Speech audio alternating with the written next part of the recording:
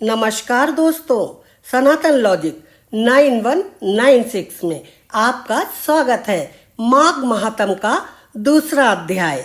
भगवान शंकर ने पार्वती जी से आगे कहा, हे देवी पार्वती, महर्षि वैखानस के वचन सुनकर महाराजा दिलीप ने नतमस्तक होकर निवेदन किया, हे प्रभु, मुझे माघ मास का महात्म विधान तथा इसके फल का ज्ञान नहीं है और जीव हिंसा के पाप का भी ज्ञान नहीं है।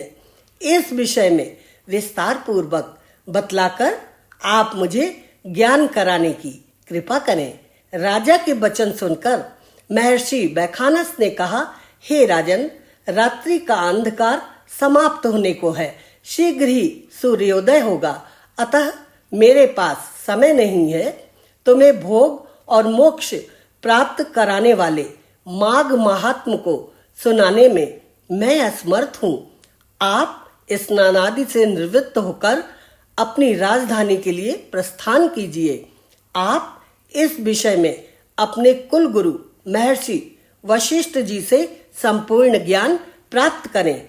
राजा ने मरे हुए सुअरों को सरोवर के समीप ही फेंकवा दिया और फिर समस्त सहयोगियों सहित सरोवर में स्नान कर अपनी राजधानी के लिए प्रस्थान किया।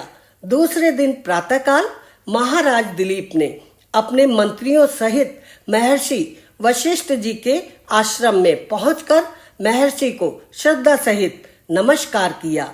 महाराज दिलीप ने हाथ जोड़कर महर्षि वशिष्ठ से निवेदन किया, हे प्रभु, आपने मुझे राजनीति तथा दंड नीति की शिक्षा दी। भगवान विष्णु की भक्ति के संबंध में भी मैं आपसे ज्ञान प्राप्त कर चुका हूँ। मेरा आपसे विनम्र निवेदन है कि आप आज मुझे माघ मास के महात्म तथा इस व्रत के संपूर्ण वृत्तांत को समझाइए। राजा के प्रश्न को सुनकर महर्षि वशिष्ठ ने कहा, हे राजन, आपने बड़ा ही उत्तम तथा उपयोगी प्रश्न किया है।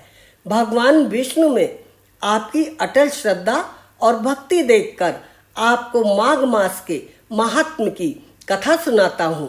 इस महान पुण्य कथा के श्रवण मात्र से ही मनुष्य के संपूर्ण पाप नष्ट हो जाते हैं। साथ ही इससे मनुष्य को वैकुंठ लोक अर्थात विष्णु लोक की प्राप्ति होती है।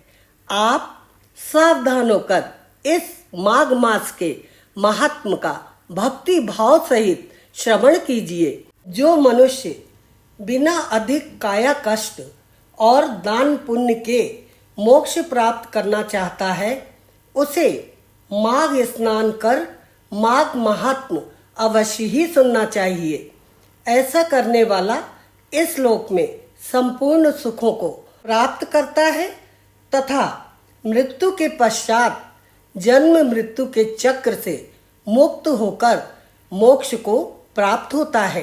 हे राजन, दिव्य दृष्टिधारी महात्माओं का कथन है कि वैशाख मास में होम और दान और कार्तिक मास में तप और पूजा का महात्म है, परंतु माघ मास में तप, होम तथा दान तीनों का महत्व विशेष रूप से है।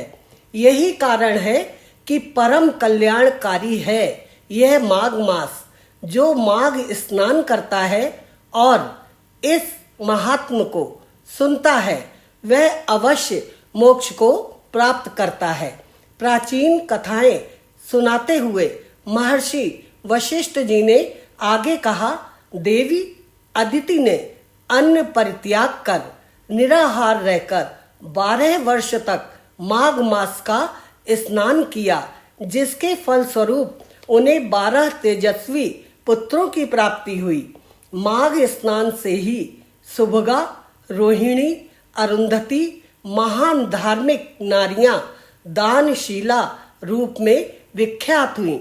माघ मास स्नान के द्वारा ही देवी इंद्राणी को इंद्र की अर्धांगिनी का पद प्राप्त हुआ, जिसके फलस्वरूप वे नाना प्रकार के दिव्य सुखों का उपभोग करती हुई स्वर्ग में निवास कर रही हैं। ऐसे अनेक पुण्यात्मा हैं जिन्होंने माघ मास में स्नान करके अपने जीवन को सफल बनाया। महर्षि वशिष्ठ ने आगे कहा, हे राजन, वे पुण्यात्मा प्राणी धन्य हैं जो उत्तम वाद्य यंत्रों, गीतों तथा कीर्तन से युक्त होकर ईश्वर का ध्यान और आराधना करते हैं तथा मकर के रवि में स्नान कर अपना जीवन धन्य करते हैं। जो पुण्यात्मा जन माघ माह में विधि विधान सहित भगवान विष्णु का पूजन करते हैं, उनकी सभी मनोकामनाएं पूर्ण होती हैं। ऐसी पुण्यात्मा माघ मास के प्रताप से पृथ्वी पर सारे सुखों को भोग कर मृत्यु उपरांत स्वर्ग और मोक्ष को प्राप्त करते हैं। माघ मास में दान की महिमा बताते हुए वशिष्ठ जी ने कहा, हे राजन, माघ मास में उत्तम दुधारू गौ का दान करने वाले मनुष्य गौ के रोम कूपों की संख्या बराबर सहस्त्र वर्षों तक स्वर्ग में निवास करते हैं। जो मनुष्य माघ मास में स्नान के पश्चात गुड़ तथा तिल का दान करते हैं, वे समस्त पापों से मुक्त होकर निर्मलता को प्राप्त करते हैं। माघ मास में तिलों का दान विशेष महत्वपूर्ण तथा पाप नाशक होता है, अतः प्रयास कर तिलों का दान अवश्य देना चाहिए। माघ मास में स्नान के पश्चात ब्राह्मणों को भोजन कराने वाला मनुष्य अपने पितरों को तृप्त करके निश्चित रूप से विष्णु लोक का अधिकारी बनता है। जो मनुष्य माघ मास में स्नान के पश्चात ब्राह्मणों को जूते, कंबल तथा जल पात्र दान करता है, वह बिना संशय के स्वर्ग प्राप्त करता है। जो मनुष्य माघ स्नान करते हैं तथा इसमें यथाशक्ति भरपूर दान करते हैं, उनको स्वर्ग प्राप्त होता है। दान से पाप तथा महापातक नष्ट होते हैं। दान से युक्त माघ स्नान श्रेष्ठ और फलदायी है। बिना दान के गृहस्थ की शोभा नहीं है। दान से अधिक पवित्र और श्रेष्ठ कुछ भी नहीं।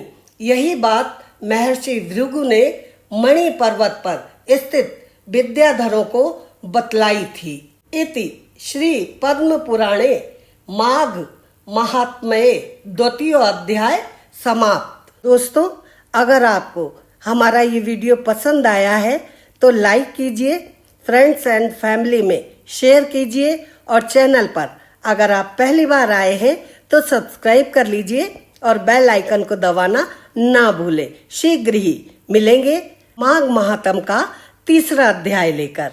राधे राधे।